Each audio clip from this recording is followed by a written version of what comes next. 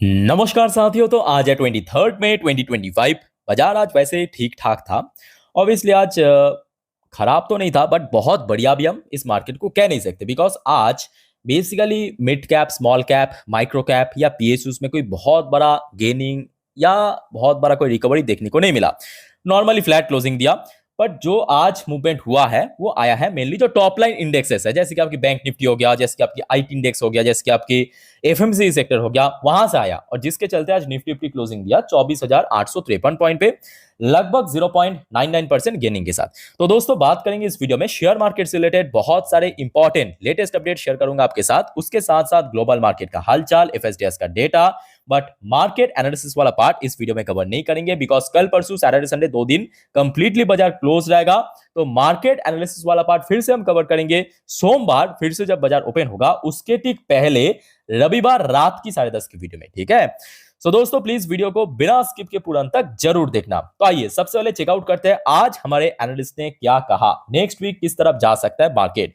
तो दोस्तों आज इस टॉपिक को कवर किया मनी कंट्रोल की तरफ से। एक एनालिस्ट ने बाजार के बारे में अपना एक विचार रखा, पॉइंट ऑफ व्यू रखा, टेक्निकल व्यू। देखिए, बुल स्टेज शार्प कमबैक, जो कि लास्ट डे गिरावट के बाद आज एक अच्छा कमबैक देखने को मिला।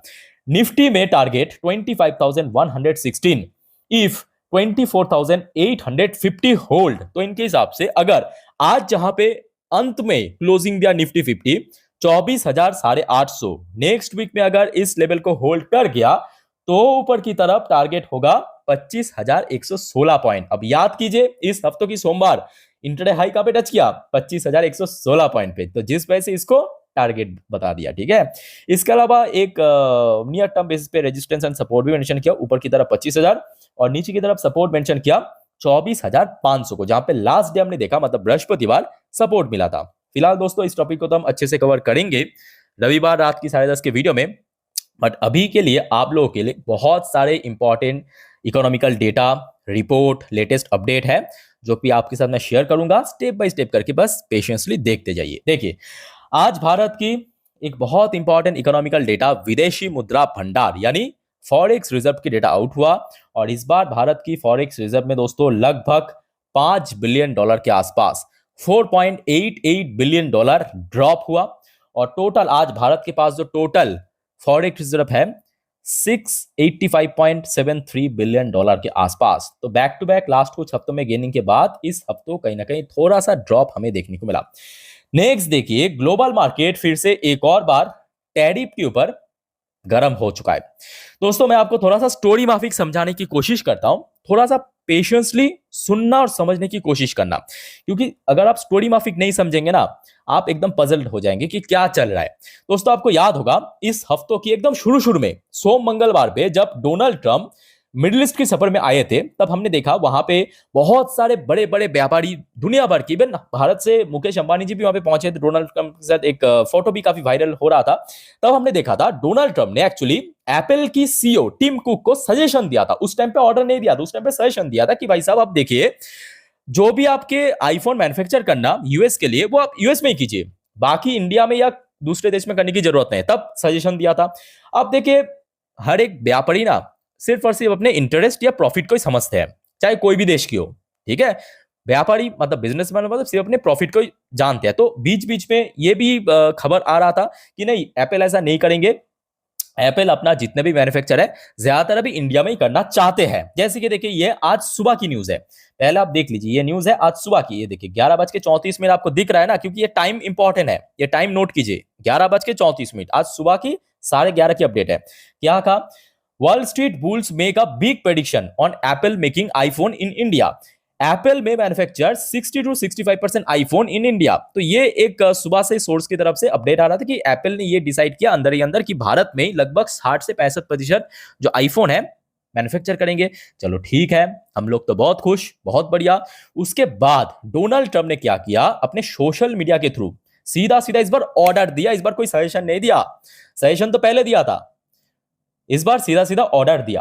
क्या ऑर्डर दिया देख लेते हैं। देखिए न्यूज की हेडलाइन, ट्रम्प वार्न एप्पल, इस बार ऑर्डर दिया, don't make iPhones in India और पे 25% टैरिफ।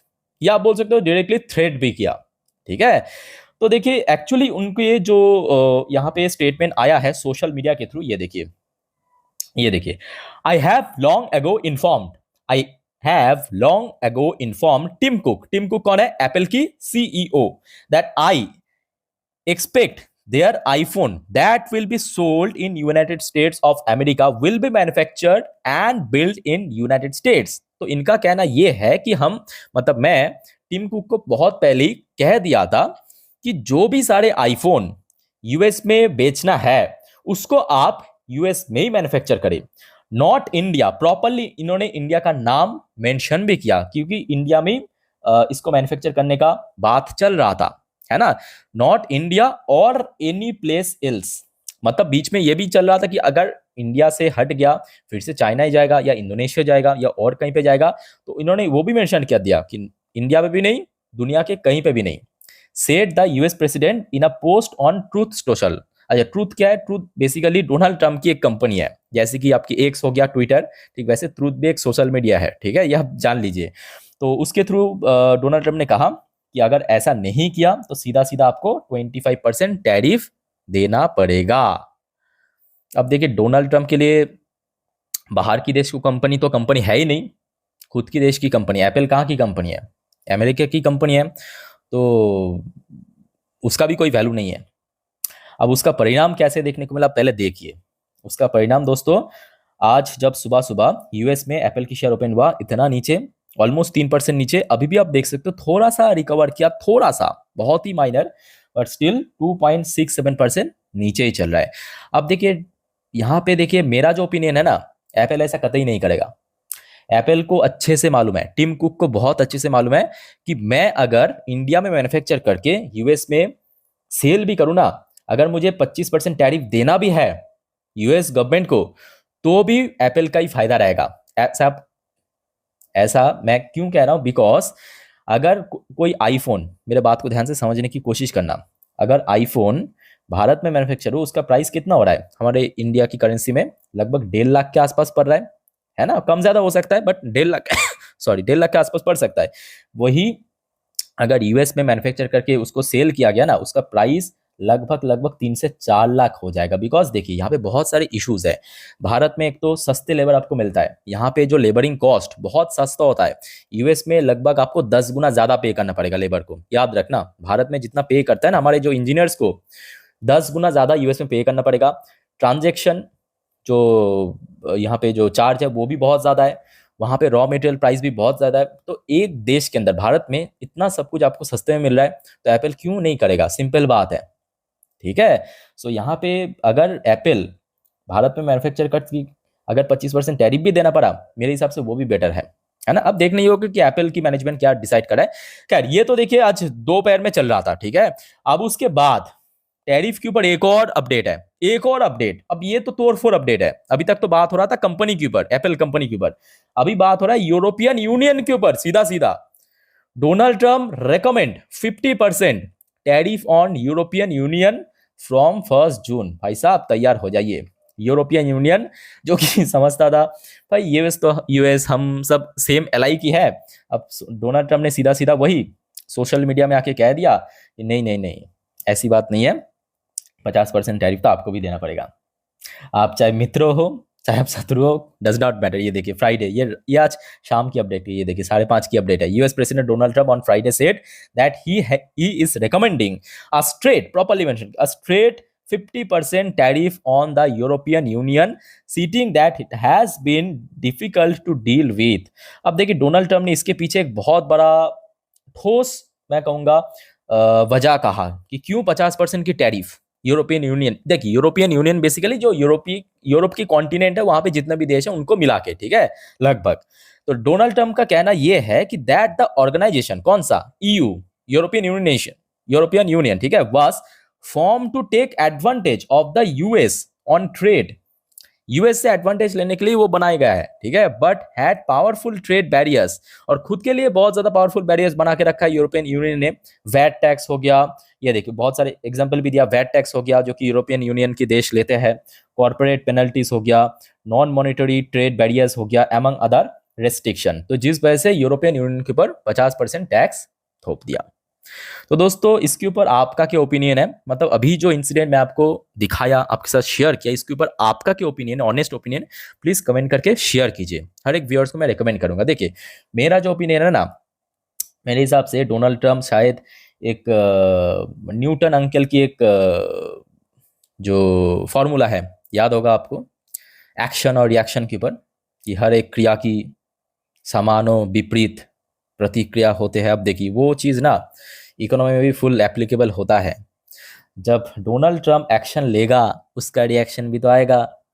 अब यूएस की इकोनॉमी वैसे ही टर्मोइल की फेज में जा रहा है, ऐसे ही अनसर्टेनिटी की फेज में जा रहा है ना। आए दिन हर एक ब्रोकरेज, हर एक बड़े बड़े एक्सपर्ट प्रिडिक्शन दे रहा है कि यूएस इकोनॉमी अभी तो क्राइसिस में जाएगा। अब देखना ही होगा कि यूएस इसको कैसे मैनेज करता है। जब उसका रिएक्शन आएगा, वापिस आएगा तो जरूर, इतना आप जान लीजिए। बाय द वे एक और अब नेक्स्ट इंपॉर्टेंट अपडेट है। देखिए आरबीआई एक्चुअली फाइनेंशियल 25 में रिकॉर्ड सेल किया। जो भारत के पास फॉरेक्स रिजर्व था 34.5 बिलियन डॉलर, रिकॉर्ड सेल किया, जो कि highest since global financial crisis. तो मतलब आखिरी बार जब इतना सेल हुआ था तब था फाइनेंशियल क्राइसिस 2008 में। उसके बाद से पहली बार दोस्तों इस फाइनेंशियल ईयर पे इतना ज़्यादा सेल किया। अच्छा उसके बाद एक और अपडेट है आपके सेबी की तरफ से 18 जून, याद रखना बहुत सारे इंपॉर्टेंट यहाँ पे अनाउंसमेंट हो सकता है, बहुत सारे यहाँ पे डिसीजन ले सकता है। एक बैठक है, बोर्ड ऑफ डायरेक्टर की मीटिंग है 18 जून, याद रखना अभी देर है। अच्छा नेक्स्ट देखिए, आज आरबीआई की तरफ से गवर्नमेंट ऑफ इंडिया, देखिए आरबीआई बेसिकली सरकारी बैंक है एक अनलिस्टेड बैंक या सेंट्रल बैंक ऑफ, मतलब भारत की सेंट्रल बैंक, बट है तो प्रेसिडेंट की कंट्रोल में, ठीक है। तो आरबीआई ने इस बार सरकार को टोटल रिकॉर्ड डिविडेंड दिया, रिकॉर्ड 2.69 लाख करोड़। और लास्ट ईयर में कितना दिया था, फाइनेंशियल 24 में दिया था 2.1 लाख करोड़। इस बार उसको भी क्रॉस करके 2.69 लाख करोड़ की टोटल डिविडेंड दिया सरकार को। अब इसके थ्रू क्या साबित होता है कि भारत की जो अर्थनीति है या अर्थव्यवस्था है बहुत बढ़िया चल रहा है। क्योंकि देखिए बैंक से अगर बढ़िया काम कर रहा है ना, मतलब सब कुछ बढ़िया है ना। अच्छा बात करते हैं next important topic global market के बारे में। बट तब तक दोस्तों अगर आपको वीडियो अभी तक अच्छा लगा, इन्फॉर्मेटिव लगा, प्लीज वीडियो को लाइक जरूर करना। और प्लीज दोस्तों आप सभी को रिक्वेस्ट करूंगा चैनल को सब्सक्राइब करके जरूर रखना इस टाइप की वीडियो हर रोज पाने के लिए। ओके सो देखिए जो होना था टैरिफ के ऊपर वो तो अनाउंसमेंट हो चुका है, आगे भी आई थिंक होगा। बट अभी देखिए यूएस में लोकल टाइम 1:10, डॉ जोन्स की पोजीशन लगभग ½ % नीचे। बट अच्छी बात है कि शुरू में जितना नीचे था वहां से अभी थोड़ा थोड़ा रिकवर कर रहा है। आशा रखता हूँ कि आज क्लोजिंग के समय अगर रिकवर कर गया तो अच्छी बात है। बाकी नैस्डैक की कंपोजिट आप देख सकते हो, शुरू में 1.5% ओपनिंग, उसके बाद अभी थोड़ा थोड़ा रिकवर कर रहा है। 1.5% नीचे ओपन हुआ था, अभी 0.75% नीचे चल रहा है, ठीक है। अच्छा यूएस की 10 साल की बॉन्ड डील भी थोड़ा नीचे आ चुका है। और ये एक बहुत बड़ी वजह है कि इंडियन करेंसी की वैल्यूएशन सडनली बढ़ गया। ब्रेन क्रूड एकदम स्टेबल है, लास्ट 5 ट्रेडिंग सेशन की अगर हम बात करें इसमें कोई बहुत बड़ा हलचल नहीं हुआ, almost stable. But Indian currency की वैल्यूएशन दोस्तों मैं आपको फिर से थोड़ा सा याद दिलाने की कोशिश करूंगा। लास्ट नाइट जब मैं वीडियो रिकॉर्ड कर रहा था सेम टाइम याद कीजिए, तब कितना था 85.95 रुपीज़ पे। अभी कितना आपको दिख रहा है 85.18 रुपीज़ पे। ह्यूज दोस्तों प्राइस में ड्रॉप हुआ, मतलब वैल्यूएशन में एक दिन के अंदर वैल्यूएशन बहुत ज़्यादा बढ़ गया, ठीक है। अच्छा नेक्स्ट अगर हम बात करें कुछ इंडियन कंपनी की पोजीशन देख लेते हैं एडीआर वर्जन में, जैसे कि Wipro limited ADR version 0.53% positive में चल रहा है। इन्फोसिस के एडीआर वर्जन 0.80% पॉजिटिव में चल रहा है। दूसरी तरफ एचडीएफसी बैंक की पोजीशन बहुत बढ़िया। अब नोट करना एचडीएफसी बैंक शुरू हुआ था यहाँ पे, अब यहाँ पे पहुंच गया, एकदम शार्प रैली, शार्प रैली, कोई बीच में रुकावट नहीं, अभी लगभग 1.5% ऊपर। इवन आईसीआईसी बैंक भी सेम, आईसीआईसी बैंक की एडीआर वर्जन भी आप देखिए 1.75%। अब इसके पीछे क्या रीजन है, क्यों सडनली एचडीएफसी बैंक की एडीआर वर्जन, आईसीआईसी बैंक की एडीआर वर्जन बढ़ गया? याद कीजिए अभी आपको मैं कौन सा न्यूज दिखाया, ये जो आरबीआई ने डिविडेंड दिया, मतलब भारत की जो बैंकिंग सिस्टम, आरबीआई अगर इतना बढ़िया कमाई कर रहा है तो आप समझ सकते हो ना कि भारत की बैंकिंग सिस्टम बहुत बढ़िया चल रहा है। तो जिसके चलते HDFC bank, ICICI bank US में इतना क्राइसिस होने के बावजूद भी सीधा ऊपर पहुंच चुका है, ठीक है। अच्छा देख लेते हैं फटाफट आपके गिफ्ट निफ्टी की पोजीशन। तो दोस्तों थोड़ा सा आप बस थोड़ा सा जस्ट मिनट यहाँ पे वेट कीजिए, थोड़ा सा नीचे आप देख सकते हो यहाँ पे टाइम एडजस्ट हो रहा है, ऊपर नंबर एडजस्ट हो रहा है, just a minute, just a minute, just wait कीजिए।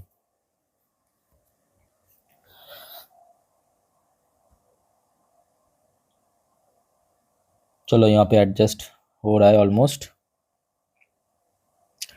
तो फिलहाल 24,838 पॉइंट के आसपास चल रहा है। ठीक है, तो ये देखिए कहते कहते थोड़ा ऊपर नीचे हो रहा है। 24,840।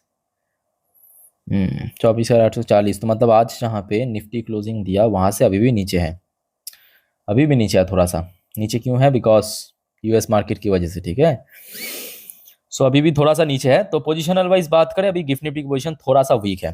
आइए अब देख लेते हैं फटाफट आपके एफएसडीएस की कारोबार कैसा था आज।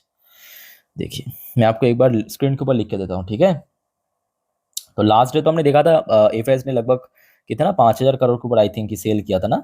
उसके पहले मंगलवार को भी लगभग 10,000 के आसपास सेल किया था, बट आज फिर से बाइंग हुआ। अब देखिए एफएस तो खरीदना चाहते हैं, बात वैसा नहीं है। एफएस खरीदना चाहते हैं बिकॉज इंडिया की जो आज इकोनॉमी है या जो कोर डेटा है, मैक्रो डेटा, वो काफ़ी ठीक ठाक है।